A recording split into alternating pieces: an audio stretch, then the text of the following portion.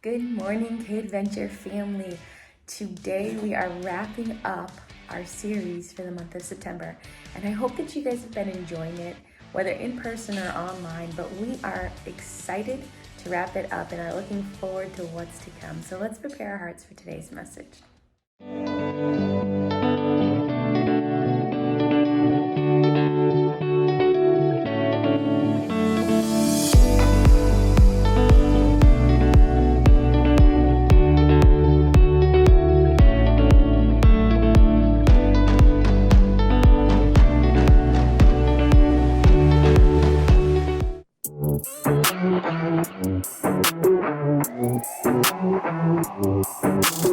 Jesus, you have been so faithful.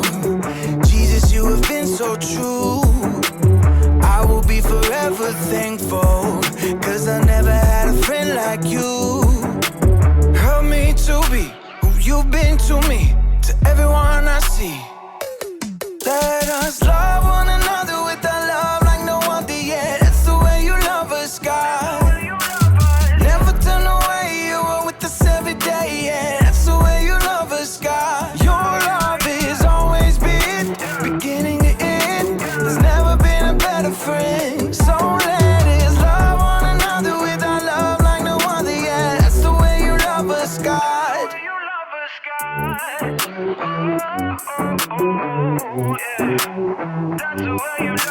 You with me in the darkest valley. You with me on the mountaintop. I'm thankful that you never leave me, and that your love will never stop. Help me to be who you've been to me, to everyone I see. Let us love one another with a love like no other yet. That's the way you love us, God.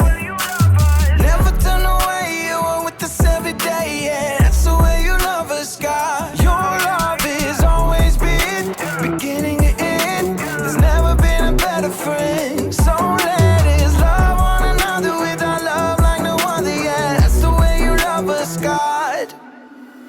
I wanna thank you for being a friend who's always by my side. I wanna thank you for the way you love me all my life. I wanna thank you for being a friend who's always by my side. I wanna thank you for the way you love me all my life. Love one another with a love like no other, yeah. That's the way you love us, God.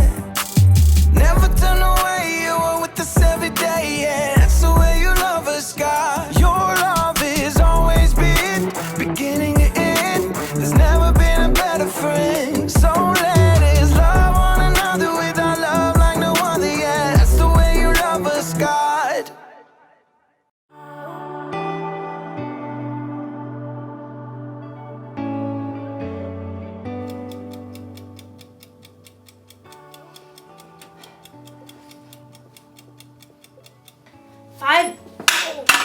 Five minutes on the other side, and I will have the perfect imaginary burger. Hey there, Haley here. I am practicing for a cookout I'm having next week, and I'm not actually cooking anything right now.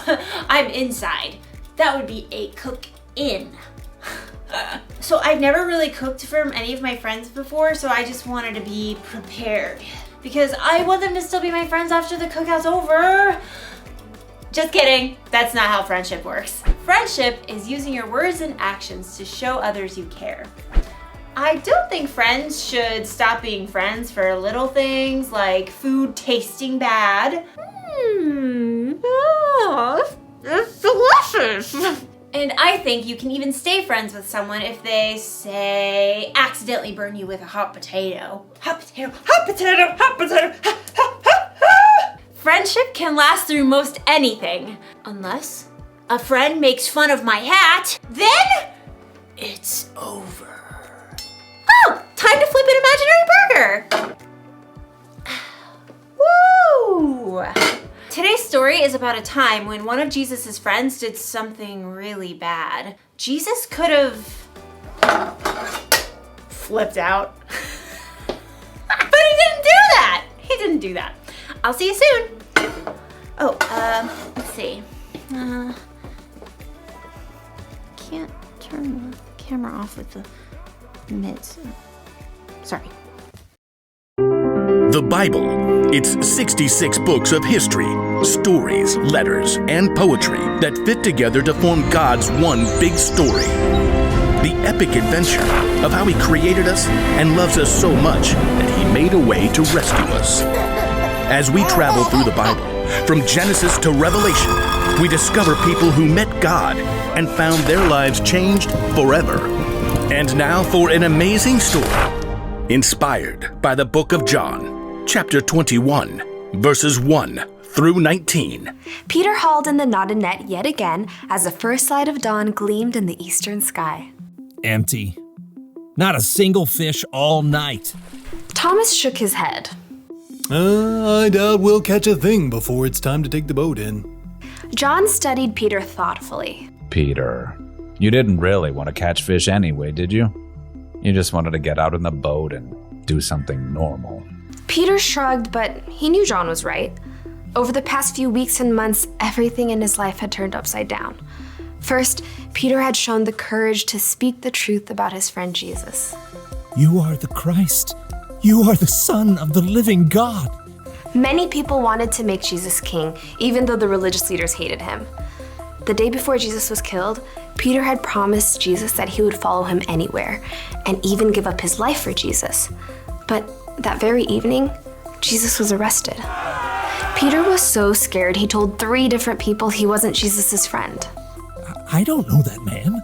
Peter felt sick about what he'd done, especially when Jesus was nailed to the cross and died. But then he returned to life. He appeared to his friends. It was amazing, incredible. Everyone was excited beyond belief. Except Peter must have wondered. Is Jesus mad at me? Am I still his friend? Does he still love me? Now Peter found himself in the boat, trying to figure it all out. His fingers tightened on the wet rope as he prepared to cast the net one more time. As he glanced over on the shoreline, he saw a figure standing there. Friends, don't you have any fish? Nope, not one. Throw your net on the right side of the boat. There you will find some fish. The 7 disciples in the boat exchanged glances as Thomas laughed. I seriously doubt it. You guys have anything better to do? Let's give it a try. Together, the men heaved the heavy wet net back into the sea on the other side. Hey, I think we've got something. Bring it on in. There's 1 fish. 2 fish, A red fish. Ugh. a blue fish, and another one, and another 10. Whoa! Need some help here. The net was so full of fish, they couldn't haul it into the boat. They began towing it to shore. John gaped at the man still standing on the beach. It's the Lord. Excitement raced through Peter's veins. He was about to see Jesus again. But just as quickly, guilt gnawed at his stomach. Facing Jesus meant he had to face how he denied knowing Jesus. But it's Jesus. I've got to see him no matter what. Grabbing his coat, Peter jumped out of the boat and into the water. He half ran and half waded to the beach when he discovered that Jesus started a small bonfire. Fish and bread were already toasting over the flames. He's God's son and he's making breakfast for us. Jesus smiled at Peter. Bring some of the fish you have just caught. Yes, Lord. Peter ran back to the lapping water to help his friends haul their fish to shore. 153. You counted? Don't doubt it. Jesus gestured to the disciples to join him around the fire. Come and have breakfast. As the disciples gathered, Jesus offered them bread to eat. John whispered to Peter. This is what he did when we last ate together at the Passover meal. When breakfast finished, the disciples rose to take care of their fish. Peter found himself walking beside Jesus. There were so many things he wanted to say, but he couldn't find the words. Simon Peter, do you really love me more than these others do? Peter swallowed hard. Surely Jesus knew what he felt. Yes, Lord, you know that I love you. Feed my lambs. Peter remembered how Jesus would compare people to sheep in his stories. Peter, do you really love me? Lord, you know that I love you. Take care of my sheep. Sheep? People. Peter waited in his mind. Jesus must be telling Peter to take care of the people who had followed him. Peter, do you love me? Lord, you know all things. You know that I love you. Feed my sheep. Just as Peter denied knowing Jesus 3 times, he now confirmed 3 times that he loved Jesus. What's more, Jesus wanted Peter to go out and share that love with others. He's forgiven me, even after what I did. Peter, things are going to get even more difficult for you. You are going to be led places you do not want to go. Peter slowly nodded his head. He was willing to do anything Jesus asked of him. Follow me. Yes, Lord, I will. Because Jesus had forgiven him, Peter was now free to share the love of God with those around him, without carrying around a heavy load of guilt.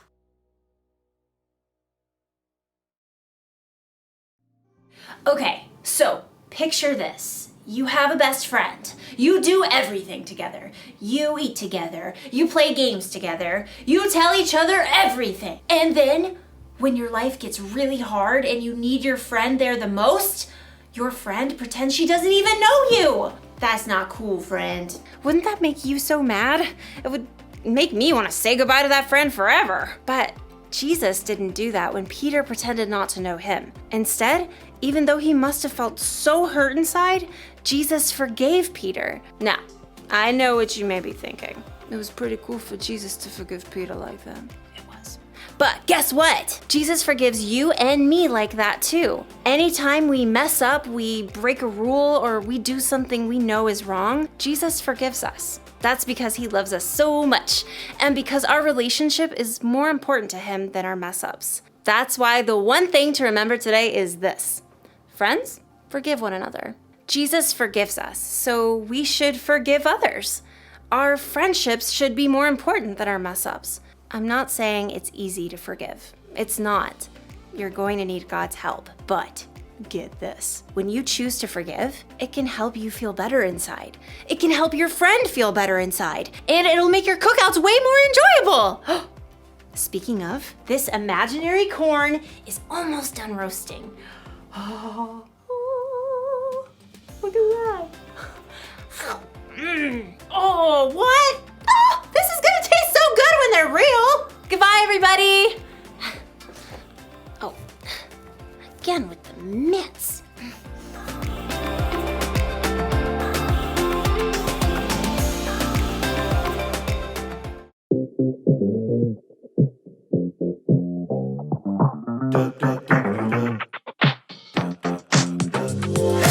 Oh, how great it is to be friends with you.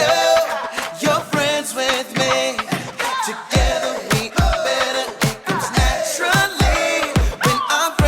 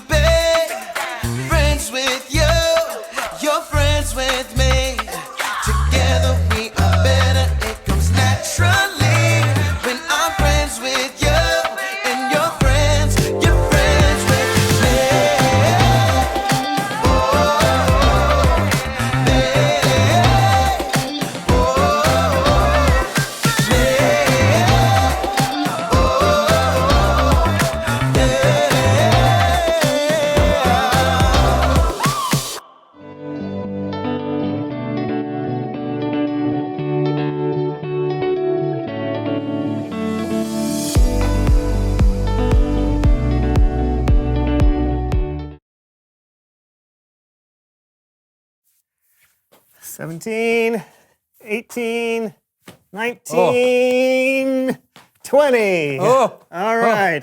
There you go. Pin the tail on that donkey. Which way is it? It's right in front of you. Where? Oh, Yeah, I there don't you go. know. You I got don't know. I'm not going to be able to do this. Love this game. Oh. Hello? No, I can talk. Oh, that just means Goldie is stressed. Yeah, you gotta take him out of the fishbowl. Yeah, no, I do it all the time. You just take him out with your hand and hold him in your hand. Then you want to kind of rub his side, like go with the scales. Give him a little rub. Is that working? Okay, well, look into his eye and do some like breathing exercises. You want to try that? Fine. Can you just put Goldie on the phone? Just put the phone by Goldie. Let me talk to him. Hey, buddy. Hey, buddy. How you doing? You a little stressed? Let's do some breathing like we do, okay? Here we go. Ready? Breathe in. Breathe out. Good. Okay, one more. Ready? Breathe in. Breathe out.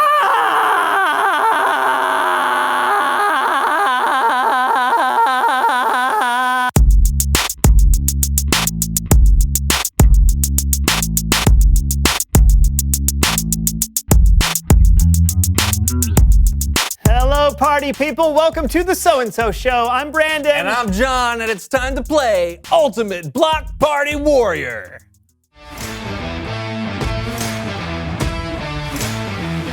Hello, sports fans, and welcome to Ultimate Block Party Warrior. I'm Mickey Hutch, and here with me is the legend himself, retired wrestling great Harvey the Brick Brickowski. Hey, you brought the party, Mick. I brought the warrior. Smackdown! Today we have Brandon and John going head-to-head in a winner-take-all race inspired by some of our favorite neighborhood block party games. First contestant to complete each of the 7 stations will be considered the ultimate block party warrior. Hey, let's get out to the course and show our folks at home what our contestants are up against. Station number 1 is the Super Soaker String Race.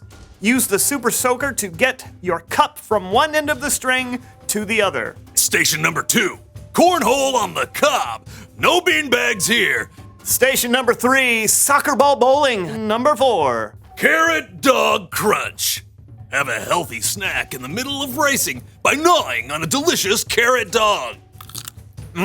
Station number 5, the 15-foot Mini Trike Run. Station number 6, blindfold bobbing for icebergs. Real icebergs! No, lettuce. And the final station, station number 7, the paper sack race. What do you say, Brick? Are you ready for this? I was born ready, Mick. Let's do this! And there they go. Boy, these two guys look like they're in great shape for old people. All right, here we are. And now we've got the station number 1, the silly string soaker. It looks like John is having trouble. He can't seem to... Ooh, Brandon is moving quickly. Yeah, the approach difference is John is losing. Cornhole on the cob. Boy, John is finally catching up. Mm-hmm. And Brandon and John are neck and neck. Oh! And Brandon has Did you finished. see that? I did. Oh boy, John is stuck. He has the throw of a lemur. Let's cut to Brandon. His soccer skills are lacking, I would say. It's probably because he doesn't like soccer very much. What a pity. Oh, look, and John's back up here, and with his first kick, he knocks 3 pins down. He's taking the lead. I've never seen a more pathetic display of soccer skills than watching Brandon perform here today. Boy, you could say that twice or maybe even 3 times. I've never seen such a pathetic display of soccer skills than Brandon performing here today, and it's still right true. on cue. John is finished. He's moving on to the carrot dog. Oh boy, it's fully loaded. That's right, he's put the carrot dog in the bun. Now he's got to put some chili on there, some relish, some onions, and top it off with a little mustard and ketchup and some spray cheese. Boy, doesn't that just make your mouth water? It makes my mouth do something. All right. Oh, and Brandon finished his soccer Depends. I'm not sure he actually did it to regulation, but We're just going to pretend he did. absolutely. Boy, this is a struggle right here. It looks like John's never eaten healthy in his life. And it looks like he forgot the spray cheese, and he just put a mountain of it on top. Boy, I don't know if there's going to be any, penalty for that. Oh, looks like Brandon was a little tired out. He's going to have a seat. I don't know if that's in the rules or not. Oh, it looks like he's pulling out a knife and fork. Huh? I'm not sure there are any rules in this game. I've never heard of it before until today. He secretly finished that carrot dog. Oh, he swallowed it. Yes, I don't know how that happened. He's going to move on to station number 5, the 15-foot Mini Trike Run. This is a tricky one. Oh, but he's maneuvering that wheel with expertise. He's moving on to the iceberg Bob. I don't know why we call it iceberg Bob. There's still no ice in there, Mick. I don't understand. Yeah, there's no way Brandon will be able to catch up to John's skill. Oh, it looks like John has figured out a new technique here. He's pushing the head of lettuce to the bottom of the bucket with his face. He's in there. He's in there. Whoa, he's completely submerged. He got it. John is moving on to the final station while Brandon is still struggling to get the iceberg lettuce into his mouth. This looks like a clear win for... Oh, he ripped the bag. He's going to have to start over again. If Brandon comes back to win this, I'll eat my own sandal. John is definitely going to win. Oh! He's ripped the bag. That means he has to start over again. I know. So much to recycle. Brandon is now definitely in the lead. He is moving sort of slowly, and John could come back if he hurries up at this pace. Oh, John is ripped. It looks like it's almost over. It is all the way over. Brandon has crossed the finish line and won this race. And John is a bitter, bitter man. Look at that. Oh, and John's running over to the... He's still running. It's over, John. Yeah, that's right. Brandon is celebrating, and not, in a gregarious way. Oh! Oh! This is ugly. You hate to see this in sport. Block party foul. That's correct. Somebody's got to step in and stop this. Where's the ref? Oh, John just picked up a buttery cob of corn and threw it right at Brandon. This is ugly.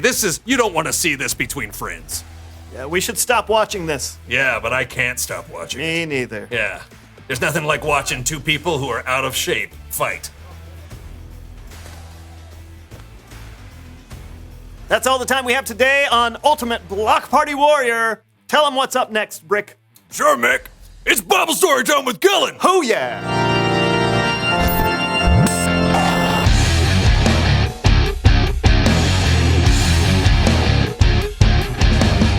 Hey, fellas.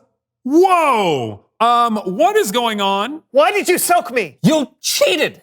I did not. I was just playing You the ate game your like... carrot dog with a fork. So what? There's nothing in the rules that said I There's nothing in the rules. Is it? Okay, now you're just being...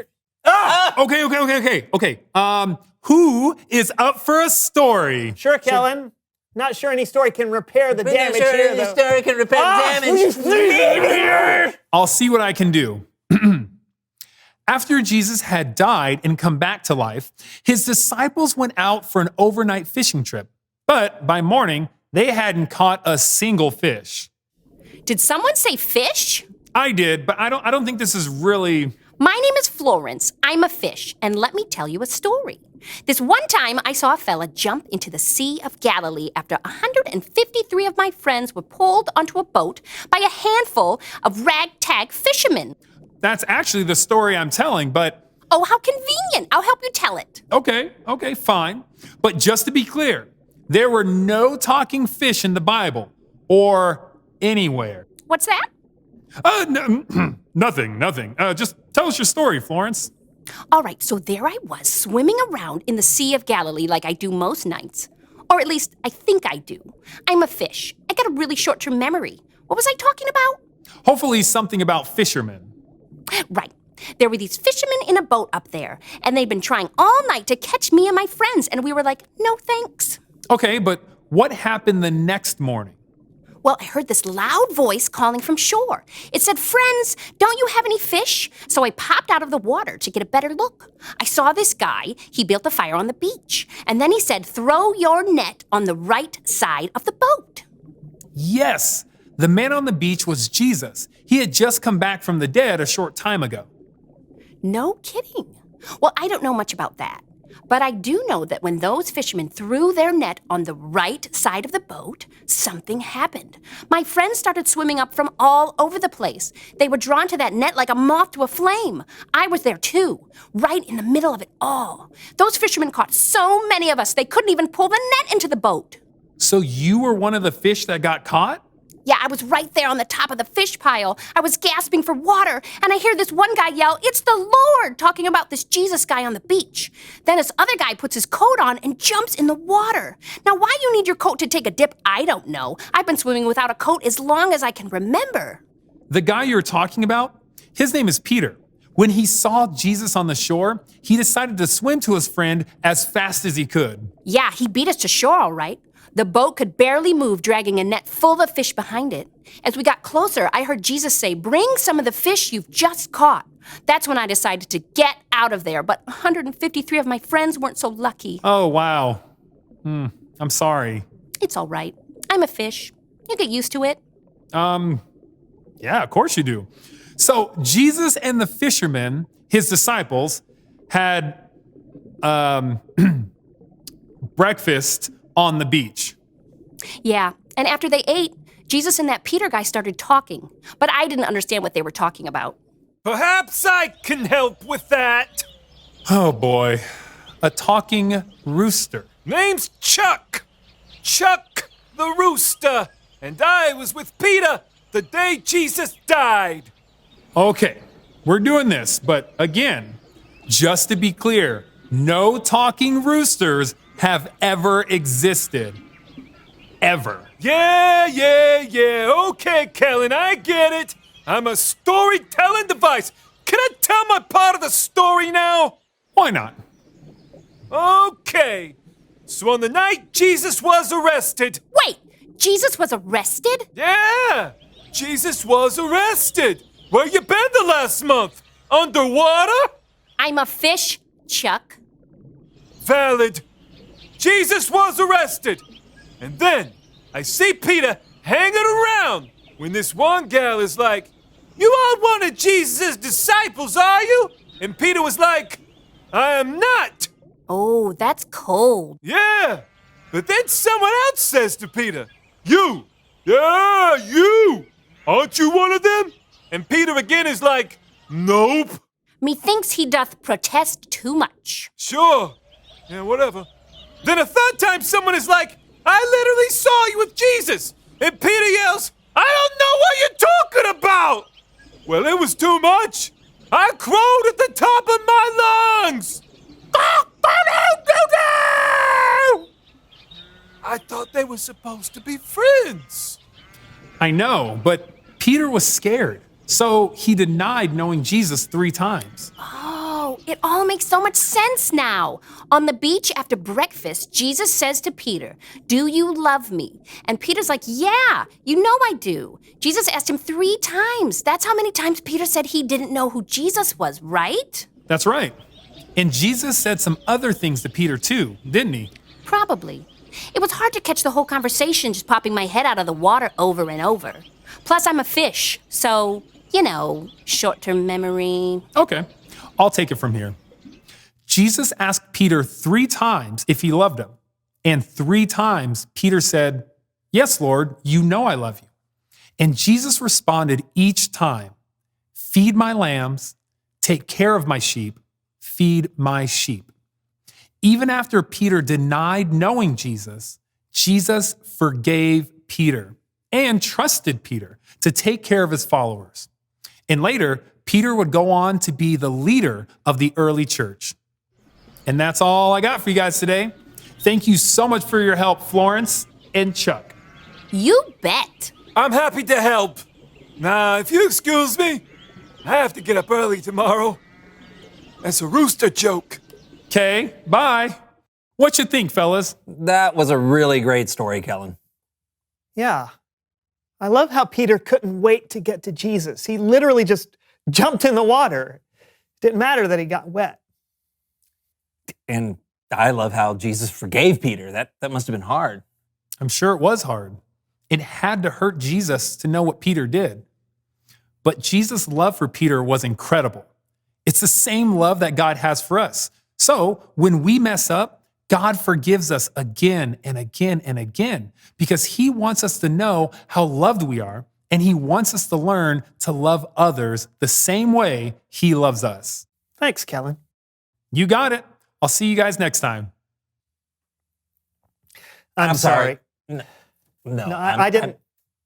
You go first. Okay, look, I shouldn't have gotten mad at you when you sprayed me with the super soaker. It hurt my feelings, and I just wanted to hurt you back, but I never should have acted that way. Well, and I really overreacted when you won. I wanted to win so bad that I let it get in the way of our friendship. Oh, man. Forgiveness feels good. Yeah, it does. Hey, reveal the question. How do you react when a friend hurts you? Oh, there are a lot of ways you could react. Yeah, you could give them the cold shoulder. You can yell at them. Or you could spray them with a super soaker. Don't. Talk about it with each other. How do you react when a friend hurts you? Yeah, and we'll see you next time on the So and So Show. That's right. Bye, guys. Bye. Bye. Anything goes with a carrot dog. I'll take a bite. How do you like it? Man, that's awful. I like the onions especially. No.